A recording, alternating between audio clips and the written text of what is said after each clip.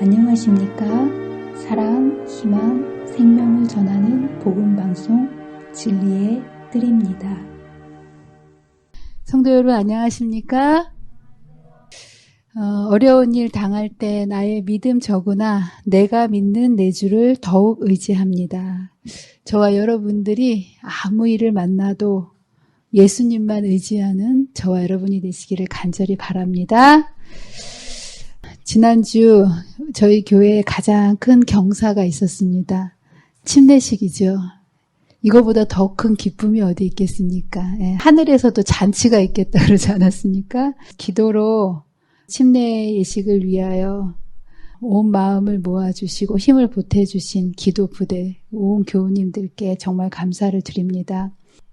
합심하여 기도할 때 주님께서 우리가 구하고 생각한 것보다 언제나 넘치게 허락해 주시는 우리 하나님 아버지께 정말 감사를 드립니다.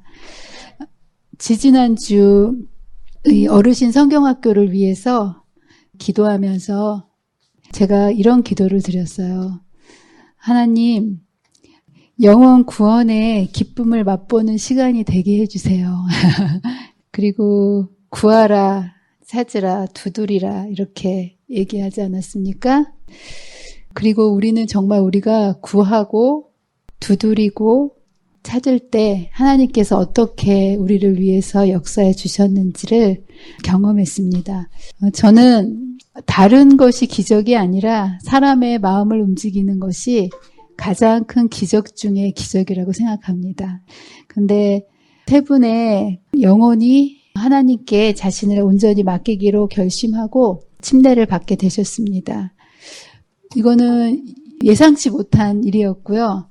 저는 그 목요일 날 그 어르신 성경학교에서 성경 공부를 하시겠다고 결심하신 그 한 분이 계셔서 그분 한 분만으로도 얼마나 기뻤는지 몰라요. 그리고 그분과 약속을 했는데 정말 목요일 날 시간에 맞춰가지고 성경 공부하러 오신 그분의 모습을 보면서도 제 안에서 정말 하나님께 감사하고 기쁨이 있었습니다.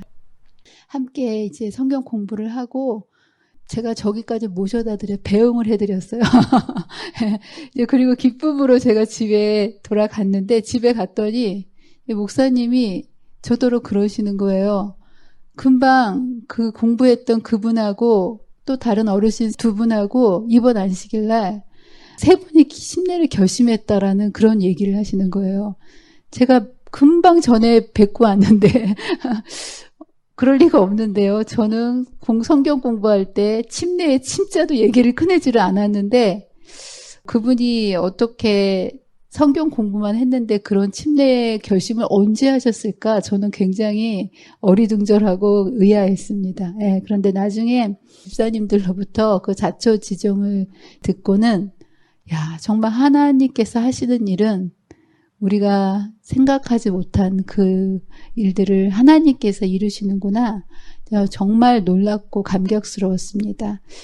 이분들이 사실은 오래전부터 우리 집사님들의 사랑의 씨앗을 계속 이렇게 뿌려주셔서 우리 교회에 발걸음을 하시게 되었고 결국 이런 사랑의 결과물이 이렇게 하나님께서 맺게 해주신 게 아닌가 생각이 듭니다. 그러나 확실한 것은 씨를 뿌리고 물을 줬다 할지라도 그것을 자라게 하시는 분은 하나님 아니시겠습니까?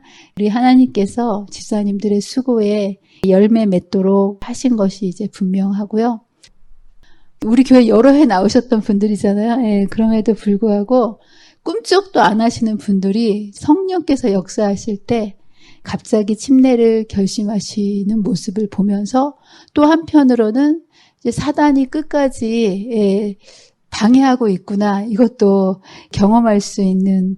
그러나 이 마지막 순간까지 사탄이 방해할 때에도 기도로 영적 싸움을 우리 집사님들이 마지막 순간까지 싸워주셔서 덕분에 정말 스릴 넘치는 그 반전의 그 역사를 바라볼 수 있도록 기도해 주신 집사님들과 살아계신 하나님께 진심으로 감사를 드립니다. 제가 그 침례 예식이 너무 감격스러워서 저기 뒤에서 한 분 한 분 침례 가시는 모습을 보고 있었는데 갑자기 우리 최 권사님께서 침례 도중에 침례를 안 받으시겠다고 여기서 일어나셔가지고 저쪽으로 막 가시는 모습을 보면서 제가 얼마나 당황스러웠는지 모릅니다. 예, 그러나 이게 영적 싸움이구나 라는 것을 제가 순간적으로 깨닫고요. 눈을 감고 저 뒤에서 기도를 했습니다. 아마도 그 모습을 지켜보신 모든 분들이 이분을 위해서 기도를 하셨으리라고 저는 믿습니다. 그리고 정말 그 짧은 순간이었지만 그 사단이 마지막 순간까지 그것에 대해서 갈등하도록 하는 그런 위급한 순간 속에서도 하나님께 기도할 때 하나님께서 역사하시는 그 모습, 우리에게 자유의지를 주셨기 때문에 억지로 이렇게 하지는 않으시지만 중보 기도를 통해서 하나님께서 한 영혼을 구원하시는데 역사하시는 그 모습을 바라보면서 같이 이제 점심 식사를 하시면서 그렇게 힘들게 침례를 받으시고 나셔서 너무 기뻐하시더라고요. 그렇게 기뻐하실 거를 왜 그때는 그렇게 하셨는지, 그런 두 가지 마음이 있었다고 그분이 그렇게 고백하시면서 아마도 반대하는 그 사단의 그 마음을 우리 모두가 기도로서 이렇게 했을 때 성령께서 역사하심으로 하나님을 선택하고 영적 거듭남의 이 순서에 참여하실 수 있는 놀라운 승리를 하나님께서 이루셨음을 믿습니다. 가장 기쁜 일도 중요한 일도 사람을 살리는 일 아니겠습니까? 이 땅에서 7, 80 인생을 살리는 일도 정말 보람 있고 중요한 일이지만 한 사람의 영혼을 영원한 사망에서 생명으로 옮기는 이 일은 정말 이것보다 더 중요하고 긴박하고 그리고 기쁜 일이 어디 있겠습니까? 사실 이 일을 위해서 인간이 할 수 있는 일은 없습니다. 그러나 감사하게도 하나님께서 우리를 동역자로 부르셔서 우리에게 할 일을 주셨어요. 그게 뭘까요? 기도하는 일이에요. 생명을 구할 때 사람이 해야 할 일을 사람이 하게 되면요. 하나님께서는 하나님의 일을 하십니다. 그리고 그 사람의 일은 다른 일이 아니고요. 영혼을 위해서 기도하는 일, 그 일을 우리가 끊임없이 할 때 하나님께서는 그 기도를 들으시고 사망에서 생명으로 영혼들을 이제 옮겨주신다라는 사실. 그리고 이 일이 정말 갑자기 된 일 같이 보이지만 지난번에 우리가 공부한 것처럼 하나님께서 백성을 위하여 예비하셨으므로 우리는 알지 못했어요. 그냥 그게 전도회 끝나고 이게 단 줄 알았는데 그 다음 주에 또 침례식까지 하나님은 다 예비해 놓으시고 영혼들을 준비시키시고 우리를 기쁘게 해주셨다라는 거. 이러한 기쁨이 계속 이어져 갈 수 있도록 저와 여러분이 영혼들을 위하여 주님의 마음으로 끊임없이 기도하셔서 주님 오시는 그날 하나님께서 가장 기뻐하시는 그 영혼들을 주님께 드릴 수 있는 우리 귀한 새로운 교회 모두가 되시기를 간절히 바랍니다. 35강 다니엘 8장 네 번째 시간입니다. 다니엘은요, 정말 이 선악간의 대쟁투의 역사를 적나라하게 파헤치는 비밀 문서와 같은 것입니다. 그래서 사단이 하나님의 백성들이 특별히 다니엘서와 계시록을 연구하는 것을 굉장히 싫어합니다. 저도 다니엘서를 준비하고 가르치면서 느끼는 게 뭐냐면 다른 때보다 더 몸이 힘들어요. 네, 제가 여기에서 말씀을 드릴 때 자꾸 기침을 하려고 그러지 않습니까? 이게 제 마음속에 이렇게 뭔가 스트레스가 있고 부담이 있으면 이런 증상이 나오는데 다니엘서를 7장, 8장 중요한 부분에 들어가면서 이러한 증상이 조금 더 이렇게 나오는 것 같아요. 여러분들이 이것도 선악간의 대쟁투 아니겠습니까? 정말 중요한 이 예언의 말씀을 통해서 악의 정체가 드러나고 또 하나님의 백성들이 어떻게 이것을 대처해 나갈지 이것을 아는 것이 사단에게는 얼마나 싫겠습니까? 예언의 말씀을 공부하지 못하도록 이런저런 것으로 방해할지라도 더 강한 성령께서 저와 여러분의 마음속에 함께 해주시고 또 이런 모든 것들이 마음속에 성령께서 역사해 주시기를 이제 간절히 기도하면서 공부하는 시간이 되기를 간절히 바랍니다. 다니엘서의 핵심이 다니엘 7장이라고 말씀을 드리지 않았습니까? 그리고 다니엘 8장은 그 다니엘 7장에 대한 내용을 좀 더 심화하고 좀 더 정확하게 보여주는 내용이기 때문에 7장의 내용에 더 중요한 부분을 부각시키고 있는 참 중요한 장입니다. 그래서 다니엘 2장, 7장, 8장, 11장 이것은 똑같은 시기에 일어나는 세상 나라들을 계속 반복하면서 어떤 세상 나라가 하나님의 나라를 공격할 것인지에 악의 세력의 핵심을 보여주고 그리고 그 핵심 세력이 어떻게 하나님의 나라를 공격하는지 하나님의 나라의 핵심 세력을 보여주고 있습니다. 다니엘 8장에서는 악의 세력의 핵심 세력을 작은 뿔, 염소에서 나오는 연장된 그 작은 뿔로 하나님의 백성을 마지막 때에 공격할 최후의 핵심 세력을 작은 뿔로 묘사하면서 이 작은 뿔을 상대하는 선의 세력의 대표를 뭘로 묘사하고 있습니까? 성소. 가장 핵심 세력을 공격할 때 여러분 악의 세력이 전쟁을 할 때 아무데나 폭격을 하는 게 아닙니다. 이슬람이 9.11 때 미국을 공격할 때 뭐 저기 들판에다 공격한 게 아니고요. 놀이동산 가서 공격한 게 아니고요. 정치와 경제와 그리고 군사 중요한 그 상징물인 세계무역센터와 그리고 펜타곤, 군사시설이죠. 군사의 중심인 펜타곤과 그리고 정치의 중심인 백악관을 공격하려고 계획했다고 그러더라고요. 그런 것처럼 악의 세력도 다른 데다가 전력을 낭비하는 게 아니라 선의 세력에서 생명과 관계된 하나님의 이 백성들의 운명과 관계된 가장 중요한 곳인 바로 성소입니다.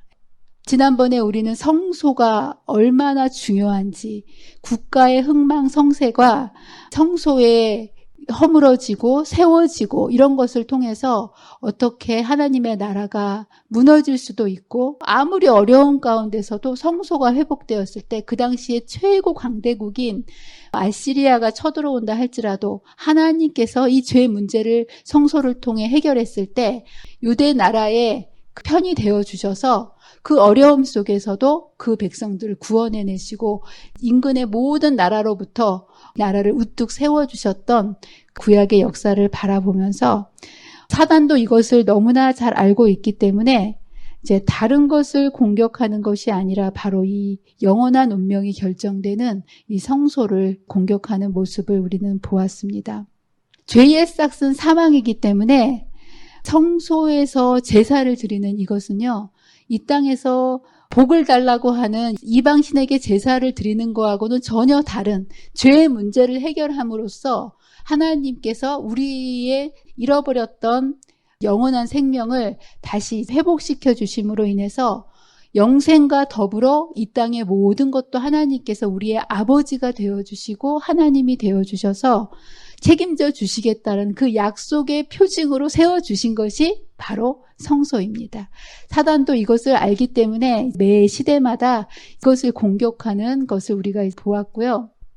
그래서 이 작은 뿔이 점점점 커져서 하늘 군대의 것을 공격합니다. 다니엘 8장 9절에 보면 그것이 하늘 군대에 미칠 만큼 커져서 라고 얘기하면서 점점 커진 다음에 무엇을 집중적으로 공격합니까? 매일 드리는 제사를 없애버렸고 성소를 헐었으며 진리를 땅에 던지며 자의로 행하여 형통하였더라 라고 표현하면서 다니엘서 8장에서 환상 중에 어떻게 작은 뿔이 이렇게 이루어지고 있는지를 환상으로 보여주고 있습니다. 오늘 내용은 이제 이 다음 부분인 이런 환상이 이렇게 보여졌고요. 그리고 이것을 보았을 때 다니엘이 얼마나 심란했겠습니까? 다니엘이 성소가 중요한지 알지 않았겠습니까? 그런데 그 성소와 제사를 공격하는 작은 뿔의 세력이 어떻게 성소를 짓밟고 진리를 땅에 내팽개쳐드리는 그 모습을 환상으로 보았을 때 아마 다니엘은 얼마나 상심이 되면서 도대체 그렇다면 이 세력은 어떻게 될 것인지에 대한 이 세력에 대해서 굉장한 궁금증을 갖고 있었을 것입니다. 그랬을 때 환상이 바뀌면서 두 번째 환상이 보여지는 겁니다. 첫 번째 환상은 숫양이 나타나고 숫염소가 나타나고 그리고 거기에서 뿔이 나와서 이제 성소를 짓밟는 그 환상이 쭉 펼쳐진 이후에 이제 두 번째 환상이 시작되는데 그게 뭐냐면 가브리엘과 예수님이 나타나셔서 대화를 하시는 장면으로 이제 장면이 바뀝니다. 예.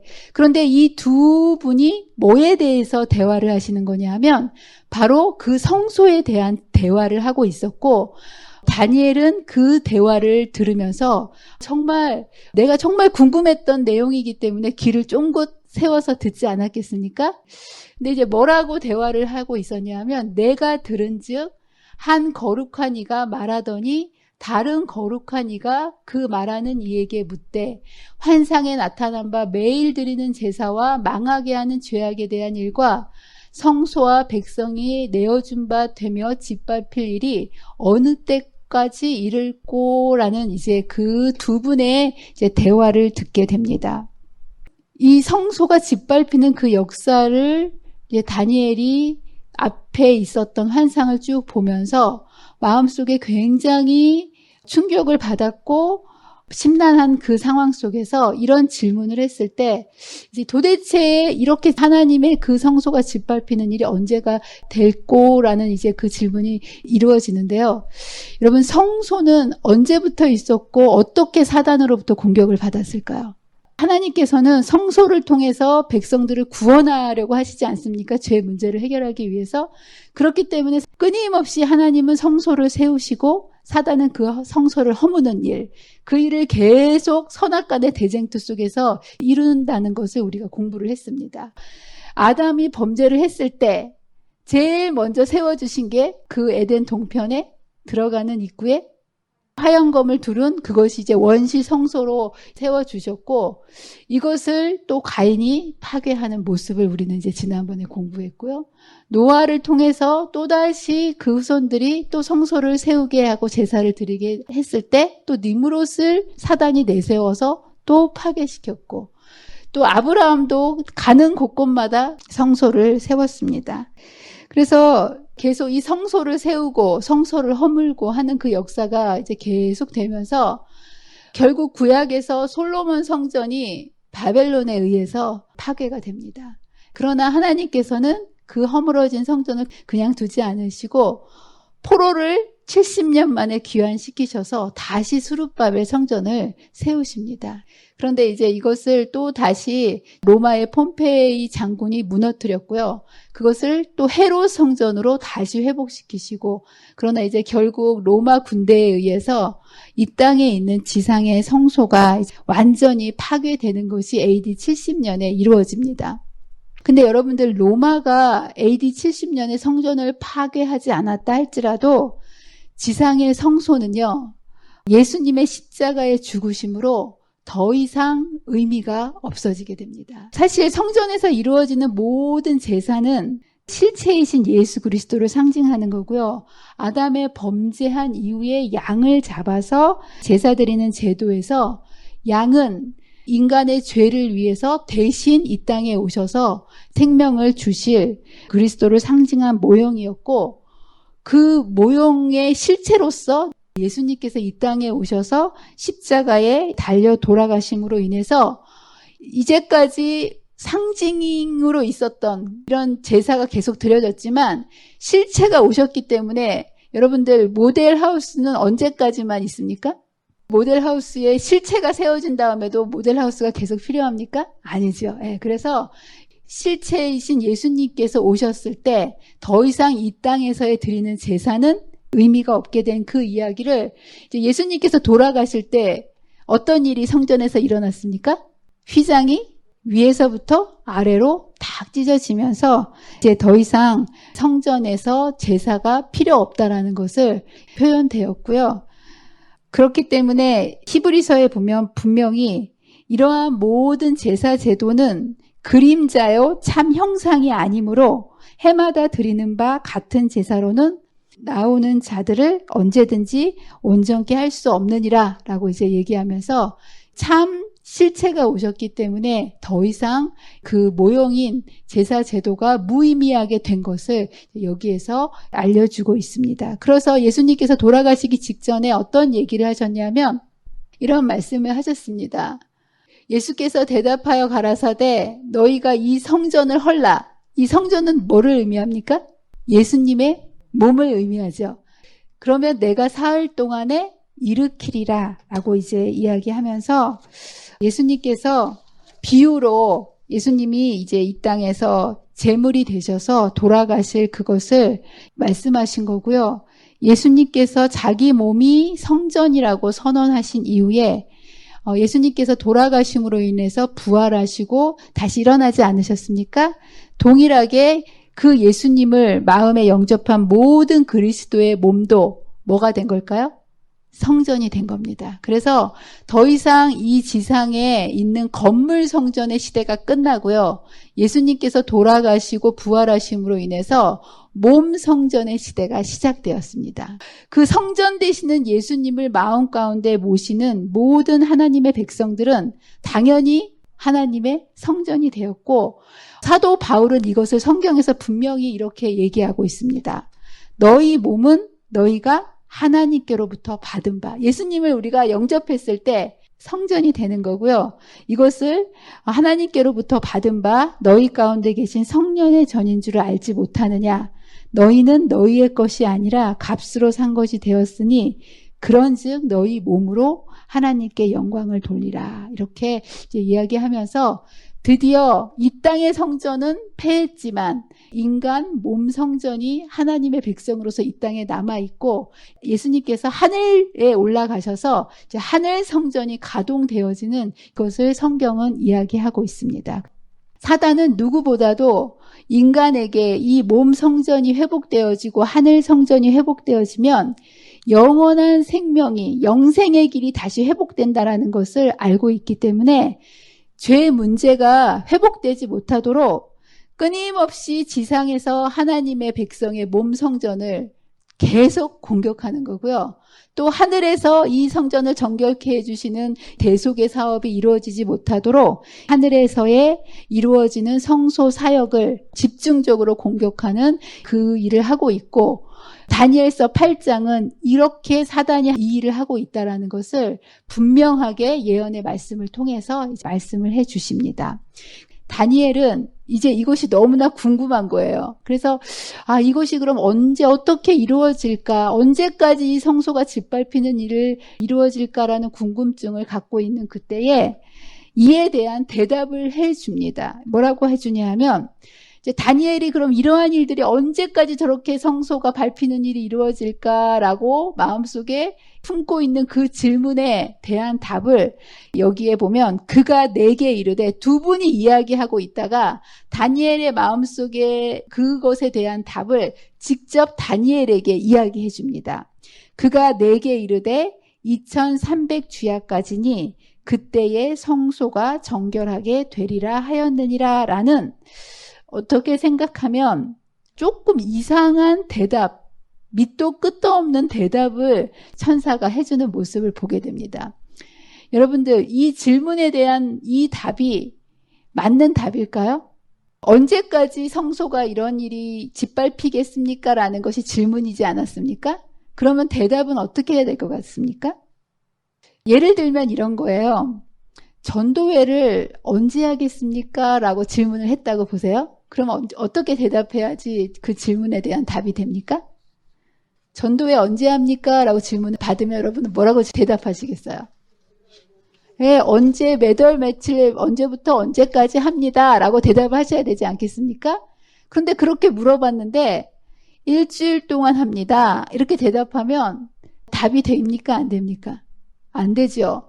언제부터 시작해서 언제 끝나는지에 대한 것을 답을 해줘야 되는데 그냥 일주일 동안 합니다. 이렇게 대답하면 정말 이해할 수 없는 대답인 거예요. 성소를 짓밟는 일이 언제 끝나겠습니까? 라고 대답을 했는데 여기에서 2300주야 동안 이루어집니다. 라고 대답을 한 거나 마찬가지라는 거예요. 그래서 이제 이 다니엘서 8장의 이 질문에 대한 이것을 우리가 풀어야 되는데요. 여기에서 이 2300주야까지니 성소가 정결하게 되리라라는 문제 속에 풀어야 될 세 가지의 중요한 난제가 있습니다.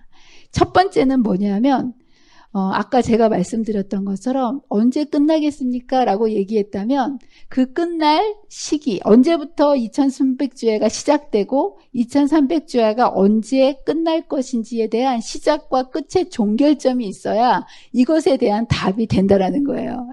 이것은 굉장히 좀 복잡한 문제이기 때문에 우리가 이 1번에 대한 답은 다니엘 9장에 가서 우리가 자세하게 공부할 거고요. 두 번째로 풀어야 될 난제는 뭐냐면 여기에 보면 2300주야 후에 성소가 정결하게 된다라고 얘기하지 않았습니까? 여기에서 정결하게 되는 성소는 과연 어떤 성소인가라는 문제입니다. 여기에서 2300주야의 이 끝이 되면 이때는요, 이 땅에 AD 70년에 이미 지상 성소는 없어졌기 때문에 더 이상 정결하게 될 성소는 이 땅에 없다는 거예요. 그렇다면 이 성경에서 이야기하고 정결하게 돼야 되는 성소는 눈에 보이는 성소가 아닌 그럼 어떤 성소인가라는 이것에 대한 답을 우리가 성경에서 공부를 찾아서 해보아야 됩니다. 세 번째로 그렇다면 성소가 정결하게 된다라는 의미는 무엇인가? 라는 이 세 가지의 답을 우리가 이제 조금 어렵기는 하지만 너무나도 중요한 문제. 이 성소에 관한 문제는 우리의 영원한 운명과 관련된 문제라고 하지 않았습니까? 사단이 정말 알기를 원하지 않는 정말 중요한 문제고요. 그렇기 때문에 우리는 더욱더 분명하게 이것을 알아야 되는데요. 시간 되는 대로 두 번째와 세 번째의 이 문제에 대한 답을 한번 찾아보도록 하겠습니다. 다니엘이 사실은 굉장히 똑똑한 사람 아니겠습니까? 그 당시 바벨론 박사들보다 10배나 똑똑했다고 하지 않았습니까? 지혜가 있었던 사람인데도 불구하고 천사가 이렇게 2300주야까지니 성소가 정결하게 함을 입으리라는 알쏭달쏭한 대답을 해줬을 때 다니엘이 그 환상에 대한 답을 찾지 못하고 고민하고 있는 그 이해하지 못하는 그 상황 속에서 이제 다니엘 이 8장 16절에 보면 그것을 해석하기 위해서 가브리엘 천사를 보내주십니다. 다니엘서 8장 16절부터는 앞에 있었던 그 환상, 본 환상을 누가 직접 와서 환상을 설명해 주는 거예요?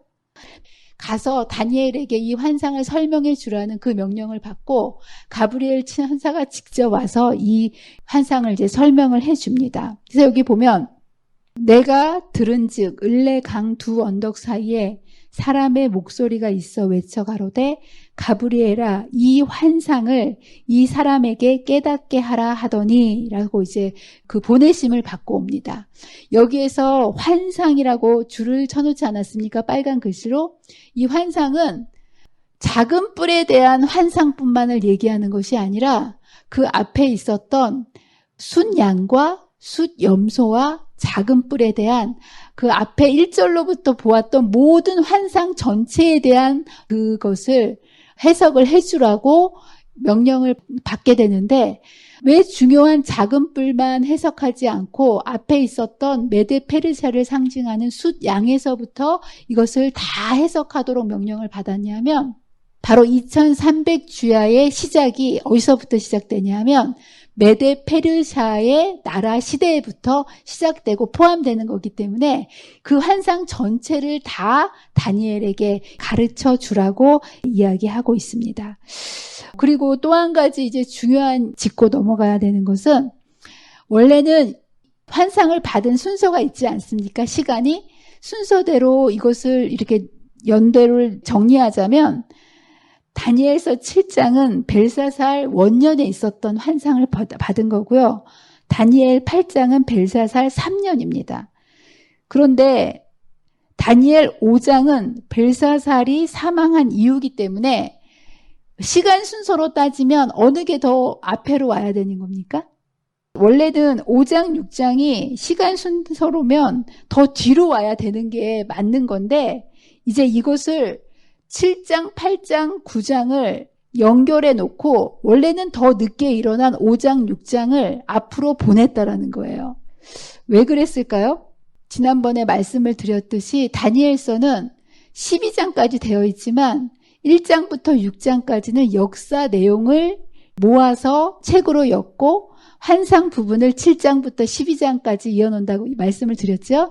그래서 역사 부분과 예언 부분을 나누기 위한 의도도 있지만 더 중요한 것은 다니엘서 8장이 다니엘서 7장과 9장을 이어놓는 7장, 8장, 9장이 이어져 있어야만 예언이 풀릴 수 있는 아주 중요한 역할, 다리의 역할을 하는 것이 다니엘서 8장이기 때문에 시대순으로 예언을 받았고 경험한 것을 시대순으로 나열한 것이 아니라 이 중요한 내용이 연결되어야만 이것이 풀어지기 때문에 7장, 8장, 9장을 시간을 무시한 채 세 장을 묶어 놓았다라는 거예요.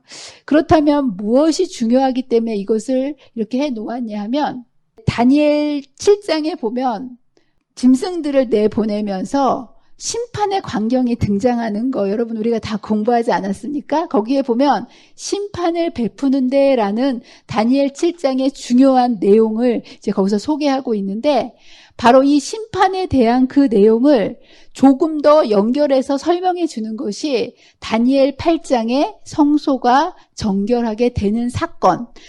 심판의 사건과 성소 정결의 사건이 동전의 앞면처럼 중요한 사건이기 때문에 이 두 사건을 연결해서 설명해 주기 위해서 7장과 8장을 연결시켰다라는 거예요. 이 두 사건이 연결되는 사건이기 때문에. 그리고 사건만 연결되는 것이 아니고 이것을 해석할 수 있는 시간적인 해석에 있어서도 2300주야까지니라고 얘기했던 다니엘 8장의 그 내용이 이것을 해석하기 위해서 다니엘 9장에 보면 그것의 시작점을 알려주는 예루살렘의 중건령이 일어날 때부터라는 이것을 푸는 열쇠가 어디에 있습니까?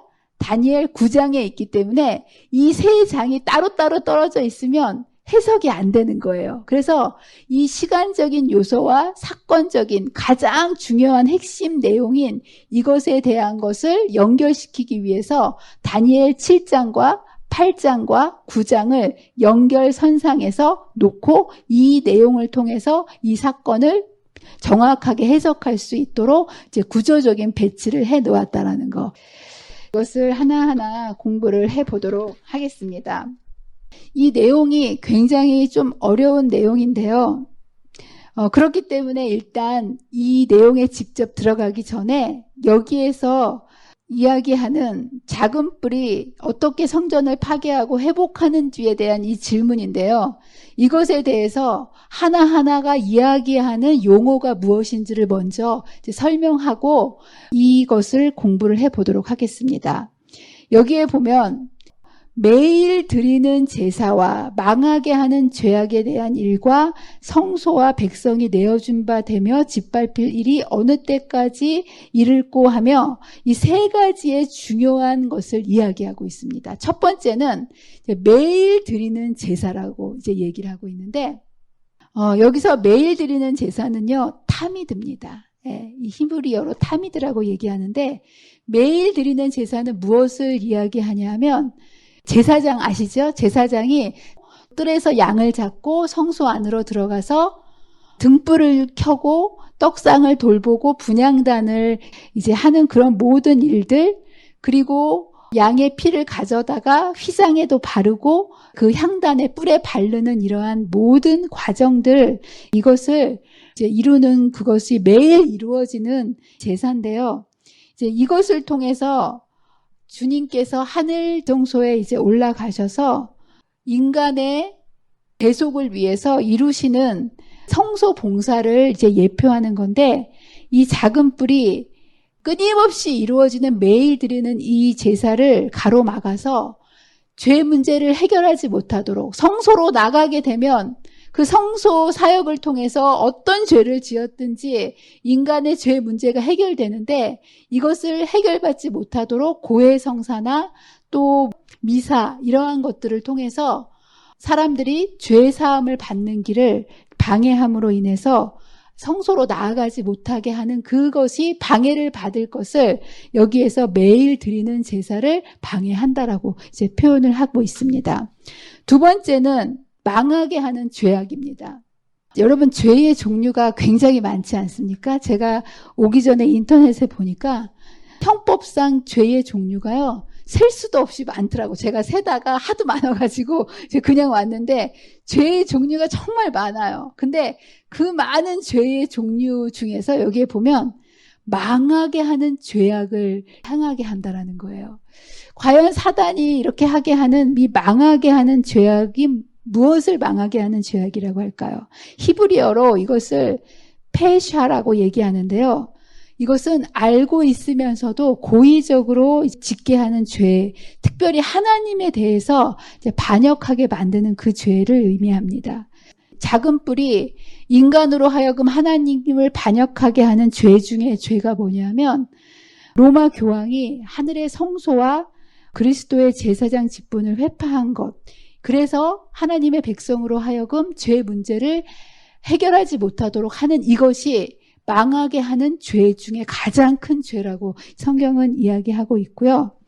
세 번째로, 성소가 막히게 되면 죄 문제가 해결하지 못하기 때문에 하나님의 백성이 망하게 되기 때문에 이것을 망하게 하는 죄라고 표현했다라는 거예요.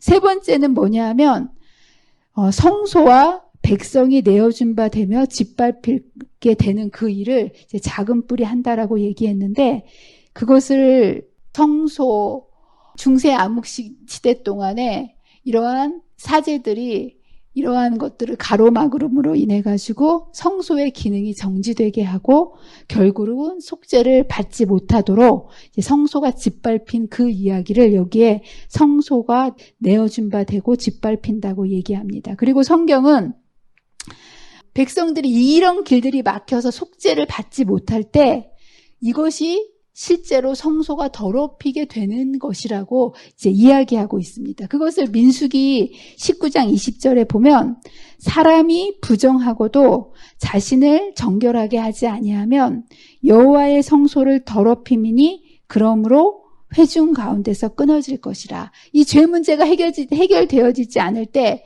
성소를 뭐 한다고 표현합니까? 더럽힌다라고 이렇게 표현하면서 이것 때문에 회중 속에서 끊어지는 죄로 되는 것을 여기에서 설명을 하고 있습니다.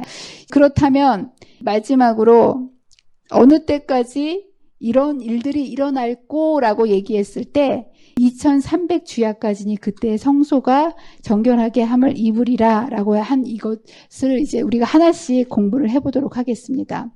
이제 첫 번째 질문이 2300주야의 기산점과 종결점은 아까도 얘기했듯이 다니엘 9장을 공부할 때 우리가 자세히 공부할 거고요. 두 번째 이 질문이, 그렇다면 성소는 과연 어떤 성소를 의미하는 것인가?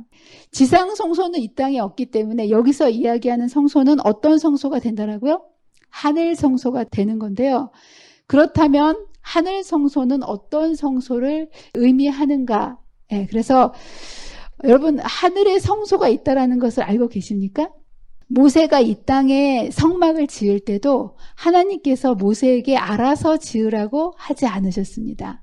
정확하게 하늘 성소의 원형을 보여주시면서 이 땅에 하늘 성소의 모형인 성막을 짓게 하셨습니다. 또한 솔로몬에게 성전을 짓게 하실 때에도 아시겠지만 성소를 지을 때는 여러분, 하나님께서 성경을 이렇게 기록하게 하실 때는 선지자들에게 영감을 주셔서 그들의 언어로 표현을 하게 하셨습니다. 그러나 특별히 십계명을 주실 때는 사람에게 영감을 주시고 쓰게 하신 것이 아니라 어떻게 하셨어요? 직접 쓰셔서 주시지 않았습니까? 인간의 구원과 직결되는 가장 중요한 것은 사람을 거치지 않고 하나님께서 직접 돌비에 쓰셔서 우리에게 주신 것처럼 성소도요, 우리의 구원과 직결되는 문제이기 때문에 너희들이 알아서 한번 지어봐라 그러신 게 아니라 성소에 있는 모든 것들은 하나하나 아주 작은 부분까지도 그야말로 그 성소의 받침 하나까지도요, 실 오라기 하나의 색깔 하나까지도 하나님께서 어떻게 하라고 지정해 주시고 그 식양 그대로 보여주신 대로 이 땅에 그것을 만들게 해주셨다라는 거. 그래서 그것의 모형이 되는 것이 하늘 성소가 있었고요. 이 땅에 세워진 성막, 모세의 성막이나 또 솔로몬 성전도요. 그것을 어떻게 지어야 될지에 대한 모든 것을 아주 세밀하고 정확하게 성소를 지을 것을 알려주셨다라는 거. 그만큼 성소는 하나님께서 우리에게 얼마나 중요한 것이기 때문에 그냥 마음대로 하라고 그러신 것이 아니라 정확하게 이제 알려주셨고요. 그 하늘의 성소가 있다라는 것은 이 땅에 그 성소에 원형이 있다라는 거고, 이 땅에서 제사장들이 그 성소의 모든 것들을 이루는 것처럼 원형이신 그 제사장이신 예수님께서 하늘 성소에서 성소 사역을 하고 있다라는 것을 의미합니다. 주님께서는 그 이제 성소 사역을 시작하시게 되는데요. 언제부터 시작하시냐면 뜰의 사업을 이제 십자가에서 이루심으로 인해서 그 성소의 사역을 가동시키십니다. 하늘 성소를 가동시키셨다는 거예요. 여러분, 성소에서 제일 중요한 게 뭡니까? 피가 있어야 되는 거잖아요. 그렇죠? 예, 피가 있어야 되기 때문에 하늘 성소는 원형으로 있으셨지만 이것이 가동된 것은 언제부터 가동될 수 있습니까? 피가 있어야 되기 때문에 예수님께서 이 땅에 내려오셔서 단번에 십자가에 달려 돌아가시고 그 피를 가지고 올라가셔야만 하늘 성소가 가동이 되는 거 아니겠습니까? 그래서 여기에 그 말씀을 하시는 거예요. 자, 우리에게 대제사장이 계시니 승천하신 이 곧 하나님의 아들 예수시라.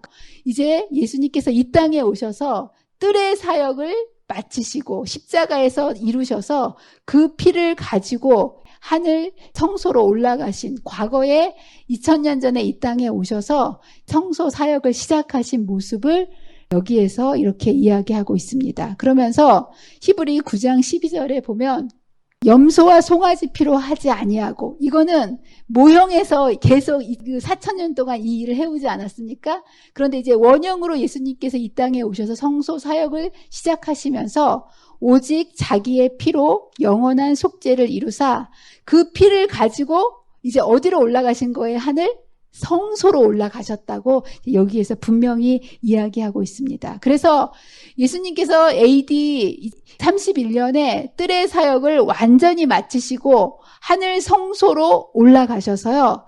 거기에서 지금 현재까지 무엇을 하고 계시는 거예요?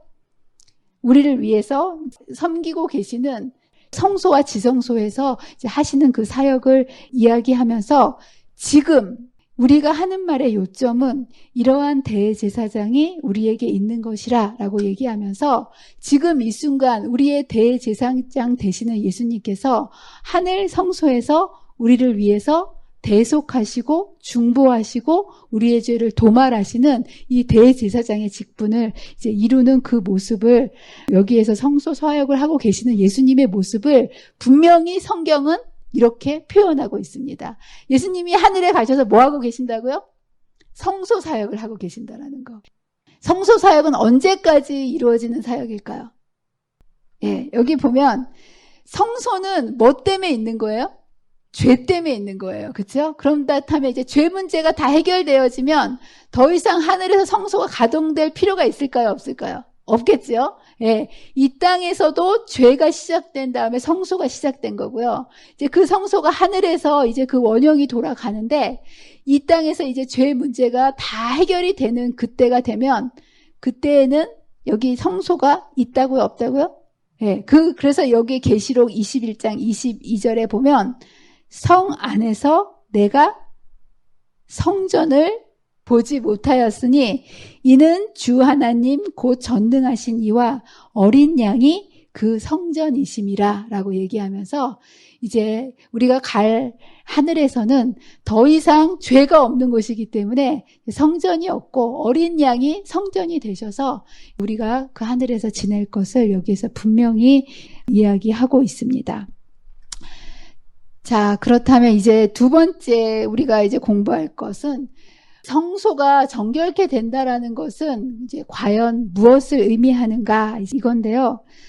사실 이 성소가 정결케 함을 입는다라는 의미가 참 중요한 문제인데요. 이것을 제대로 알지 못했기 때문에 재림운동 시기에 이 성소가 정결하게 된다라는 그 의미를 뭘로 이해하고 해석했다는 거예요? 예수님께서 재림하신다라는 것으로 잘못 해석했기 때문에 이제 이 해석으로 인해서 많은 사람들이 큰 실망에 이제 이루는 그런 역사를 우리는 공부할 수 있습니다. 그래서 이 당시에 사람들이 성소 제도가 무엇인지를 이 재림운동 당시에는 제대로 알지 못했기 때문에 이것을 잘못 해석할 수밖에 없었고, 이것의 잘못 해석으로 인해서 예수님의 재림으로 오인한 우리가 결과를 보게 되는데요.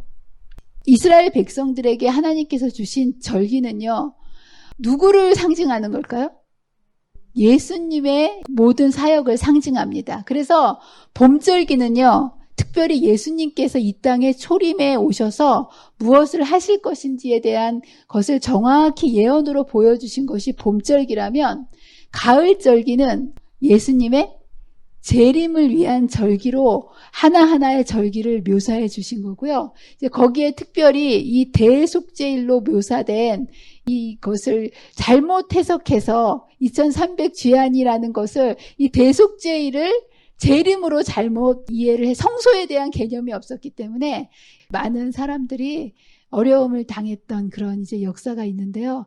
이제 우리가 다음 시간에 그렇다면 성소가 정결케 된다라는 것은 무엇을 의미하는 것인가, 이것을 정확히 공부함으로 인해서 우리가 예수님의 재림을 위해서 무엇을 어떻게 준비해야 될지를 좀 더 심도 있게 공부를 해보도록 하겠습니다.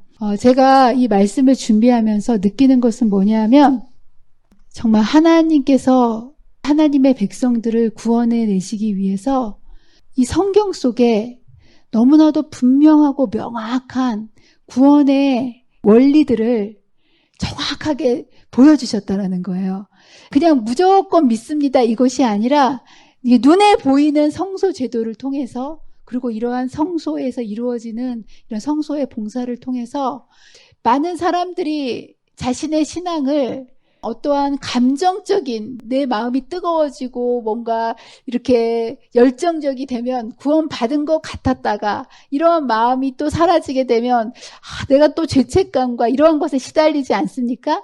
근데 하나님께서는 이 구원을 우리의 이렇게 움직이기 쉬운 감정 위에다가 신앙의 기초를 세우도록 해주신 것이 아니라 변하지 않는 완전한 진리, 이 성소, 눈으로 확인할 수 있고 우리의 이성을 통해서 분명하게 깨달을 수 있는 이 성소라는 진리 속에 우리의 신앙의 기초를 세울 수 있도록 눈에 보이는 진리로 이 성소를 주셨다라는 게 얼마나 감사한지 모르겠습니다. 그래서 저와 여러분들이 분명하게 보여주신 성소 진리를 통해서 마지막 때가 되면 될수록 작은 뿔이 어디를 공격한다고요? 성소 제도를 통해서 하나님의 백성들을 이제 흔들게 되는데요. 이럴 때일수록 하나님의 백성들이 성소 제도와 마지막 이 심판의 이런 사역들이 무엇인지에 대한 것들을 분명히 알고 계실 때 우리의 대제사장이신 예수님께서 하늘 지성소에서 우리를 위해서 무엇을 하고 계시는지에 대한 것만 여러분들이 흔들리지 않는 이 성경을 기초로 믿음을 가지고 바라보실 때 사단의 어떤 공격에서도 요동하지 않는 믿음으로 끝까지 이 하늘까지 갈 수 있도록 주신 이 기별을 저와 여러분들이 굳게 붙잡으셔서 주님 오시는 그날 기쁨으로 주님을 영접할 수 있는 요동하지 않는 믿음의 백성으로 굳게 서게 되시는 저와 여러분이 되시기를 간절히 바랍니다. 기도하겠습니다. 사랑과 은혜가 많으신 하나님 아버지, 오늘도 하나님의 백성들을 예언 앞으로 불러주시고 마지막 시대에 사단이 무엇을 공격할 것이고 또 하나님의 백성들은 무엇으로 그 공격을 이겨낼 수 있을 것인지 말씀을 통하여 분명히 가르쳐 주셔서 감사합니다.